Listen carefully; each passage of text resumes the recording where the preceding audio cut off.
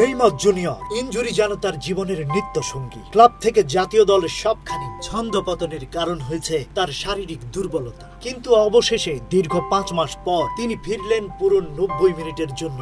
আর ফিরেই নিজের পুরনো ক্লাব সান্তোসকে জয় এনে দিলেন তিনি। ব্রাজিলিয়ান সিরি আতে ফ্লেমেঙ্গোর বিপক্ষে মাঠে নামে সান্তোস। ম্যাচে নেইমার ছিলেন শুরু থেকে আক্রমণাত্মক মুডে। 84 মিনিটে দারুণ এক ফিনিশিং এ গোল করেন নেইমার, যা ম্যাচের ভাগ্য নির্ধারণ করে দেয়।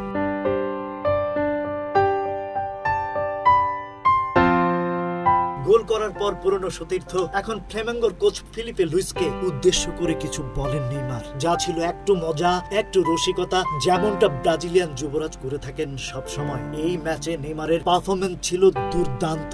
2টি শট অন টার্গেট, 3টি কি পাস, একাধিকবার প্রতিপক্ষের ডিফেন্স ভেঙেছেন ড্রিবলিং এ। এই মৌসুমে 13 ম্যাচে 4টি গোল করলেন নেইমার, আর তার ক্যারিয়ারে অবদান দাঁড়ালো 700 গোলে। এর মধ্যে 257টি নিজে করেছেন আর করিয়েছেন 443টি। এই জয়ে সান্তোসের অবস্থান এখন 13তম, 14 পয়েন্ট নিয়ে, আর ফ্লেমেঙ্গো এখনো শীর্ষে 27 পয়েন্ট নিয়ে। নেইমারের জন্য এটা শুধু একটা ম্যাচ নয়, এটা বার্তা। তিনি এখনো ফিরতে পারেন, খেলতে পারেন এবং ম্যাচ জেতাতেও পারেন।